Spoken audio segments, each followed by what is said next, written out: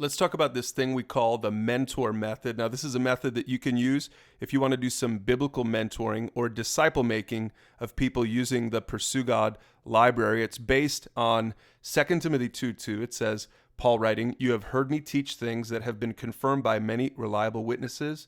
Now teach these truths to other trustworthy people who will be able to pass them on to others." And so this is a viral, reproducible method for mentoring, and it's super simple. It's 4 steps. See if you can't write this out on a napkin after you watch this short video. Number 1, pick the conversation. Now, we're talking about the conversations in the library at pursuegod.org, all kinds of conversations, all kinds of topics, all kinds of target demographics. The first step is to pick the conversation that you want to have with the person that you're mentoring, the person in your small group, even if it's a child at home. Pick a conversation that you want to have, and that conversation will give you structure. Every conversation in our library has videos, it has discussion questions, it has links to other conversations. So the resource library is set up just for this method. The second step then is to send the conversation. Now, this is important. This is probably the distinctive in our method, is that you send the conversation to the person that you're going to be mentoring, or to your small group and all the members in your small group.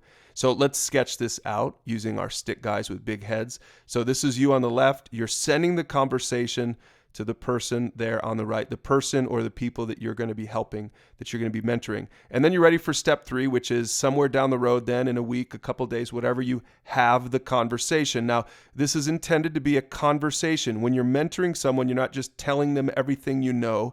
You're trying to help them to discover the truth that is contained in that particular conversation that you're having. So it's really important for you to understand that let them talk, let them try to say it in their own words, because you've sent the conversation, so they've already been prepped for it. Hopefully they've spent some time thinking about it, and you'll be surprised at how easy it is to have the conversation because you sent it out ahead of you. Now, the 4th step then is just simply to repeat. Now, this is to repeat with the person that you're helping, so you might be mentoring them conversation after conversation. So keep picking more conversations and continue to grow, figure out what the right truth is for the right time for that person, and have many more conversations. But really, repeating is not just about repeating it with the person you're mentoring. It's also then, because of the method, it's also something that they can repeat with someone else. And see, this is where 2 Timothy 2:2 comes in place. Now, these truths, those trustworthy people now know those truths, and they'll be able to pass them on to others. So if you use this simple 4-step method with our online resources, it really can go and become something where other people can be mentors as well. Other people can make disciples as well. And that's the whole point to the mentor method. So that's the method. There's more on this in the mentor training series online.